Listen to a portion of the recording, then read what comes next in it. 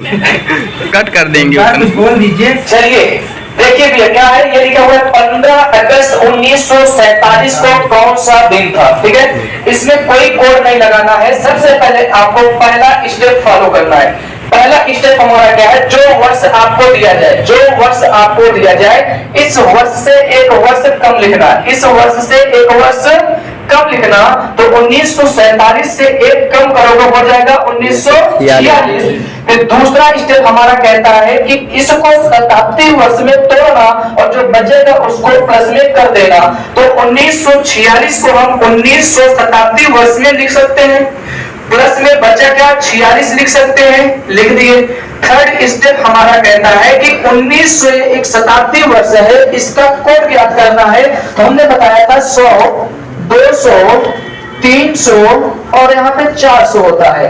इसके लिए विषम दिन यहाँ पे ये आपका वर्ष शताब्दी वर्ष है। यदि किसी भी वर्ष में 400 से भाग देने पर आपका शेषफल आपका 100 बच जाए, 200 बच जाए या 300 बच जाए। 400 का मतलब यहाँ हम 0 मानेंगे, तो 100 के लिए विषम दिन होता है 5 होता है, और 200 के लिए 3 होता है, और 300 के लिए 1 होता है, और 400 के लिए 0 होता है। इसे बोलते हैं विषम दिन, इसे बोलते हैं विषम दिन। अब मुझे बताओ यहाँ पे है 1900 में अगर 400 से भाग दोगे बचेगा रिमाइंडर 300। तो 300 के लिए हमने कोड कितना बताया, 1 बताया। तो यहाँ पे लिखना 1 और प्लस में ये जो 46 लिखा है, इसको 46 को ऐसे कर देना। फिर प्लस में यहाँ पे लिखना लीप ईयर। क्या लिखना है भाई, लीप ईयर। अब लीप ईयर कैसे पता चलेगा, ये जो आपने वर्ष के अंतिम 2 अंक लिखे हुए हैं, इसमें 4 से भाग देना, जितना भागफल जाएगा वही आपका लीप वर्ष होगा। तो अब मुझे बताओ 4 से 46 में भाग दोगे तो कितना बार जाएगा, 11 बार जाएगा। अगर 12 बार ले जाओगे तो 48 हो जाएगा, ज्यादा हो जाएगा। कम रहेगा चलेगा लेकिन ज्यादा नहीं होना चाहिए। तो कितने बार गए भाई, 11 बार गया। तो प्लस में लीप ईयर के जगह हम क्या लिख सकते हैं, 11 लिख सकते हैं। क्या लिख सकते हैं भैया, 11। अब इसको लिखने के बाद पूरे का भाग दे देना 7 से, पूरे को भाग दे देना 7 से। अब मुझे बताओ, अब इसको आपको 7 से काटना है। अब आप या तो पूरे को जोड़ करके काट दो या फिर आप एक एक करके काटो। अगर यहाँ 7 से 11 में भाग दोगे शेषफल बचेगा कितना, 4, क्योंकि 7 ही करना 7, 11 में से 7 घटाओगे बचेगा 4। अब है 46 में 7 से भाग दोगे 7 6 42, बचा कितना, 4 ही बचा। और प्लस में ये 1 बचा है, इसको ऐड करने का। फिर देखो 7 से अगर ज्यादा आ रहा है फिर से 7 से भाग दे देगा। तो 4 4 8 1 डिवाइड बाई, तो बचा कितना विषम दिन, 2।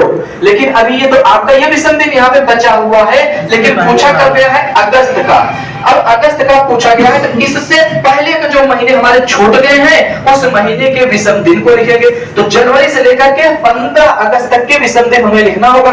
तो जनवरी कितने दिन की होती है, 31 दिन में विषम दिन कितने, 3। तो 3 प्लस जनवरी के बाद क्या आता है, फरवरी। तो फरवरी को देखना होगा यहाँ पे 28 दिन होगी या 29 दिन। तो आपको 28 या 29 दिन देखना है। तो सबसे पहले ये जो वर्ष दिया गया है, इस वर्ष को हम देखेंगे कि ये साधारण वर्ष है या लीप वर्ष है, ये साधारण वर्ष है या लीप वर्ष है, आपको देखना होगा। ठीक है, तो आप क्या करेंगे, इसको देखेंगे। अगर कभी भी किसी भी वर्ष के अंतिम के 2 अंक को 4 से काटते हैं, यदि वह पूरा कट जाए तो वह आपका लीप वर्ष होता है। यदि 4 से पूरा नहीं कटता है तो वह आपका साधारण वर्ष होता है।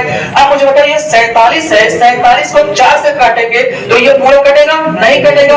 बच्चा क्या, ये साधारण वर्ष। तो साधारण वर्ष में फरवरी 28 दिन की, जब फरवरी 28 दिन की तो विषम दिन 0, तो यहाँ पे लग जाएगा 0, तो हो जाएगा प्लस का 0। फिर प्लस फरवरी के बाद क्या था भैया, मार्च कितने दिन का, 31 दिन का। तो 31 दिन में विषम दिन 3, प्लस में मार्च के बाद अप्रैल कितने दिन, विषम दिन दिन? 2। अप्रैल के बाद मई। मई कितने दिन? 30। जो विषम दिन? 30। अप्रैल मई जून जून 30 का होगा तो विषम दिन। जून के बाद जुलाई। जुलाई कितना? 30। विषम दिन 3। अब जुलाई के बाद अगस्त की बात। अब अगस्त पूरा नहीं जाना है, जितनी तारीख तक अगस्त को कहा गया है उसी का विषम दिन लिखना है। 15 अगस्त को कहा गया है तो 15 अगस्त में 15 को 7 से भाग देना, 7 दूना 14। बचा कितना रिमाइंडर? तो एक यहाँ पे चिपका देना और पूरे का डिवाइड बाई 7 कर देना। अब यहाँ से पूरा जोड़ने की जरूरत नहीं है, आपको ये देखना होगा कि जो ऊपर 7 का गुणज बना दे उसको आप 7 से काट दो। 3 3 6 1 7 कट गया। अब यहाँ पे 3 2 5 2 7 बचा कितना? 3। अब ये 3 यहाँ से बचा और 2 पहले आपका बचा था। 3 और प्लस 2 कर दो कितना हो जाता है? 5। तो हमने दिन का कोड बताया था आपको कि 5 का मतलब होता है शुक्रवार, यानी आप 0 से शुरू करना। 0 का मतलब रविवार, 1 का मतलब सोमवार, 2 का मतलब मंगलवार, 3 का मतलब बुधवार, 4 का मतलब बृहस्पतिवार, 5 का मतलब शुक्रवार, 6 का मतलब शनिवार। तो आपका 5 का मतलब यहाँ पे शुक्रवार, यानी आप कह सकते हो कि यह आपके 15 अगस्त 1947 को जिस दिन हमारा देश आजाद था हुआ था, उस दिन कौन सा दिन था? शुक्रवार था। ठीक, अब समझ में भाई क्या?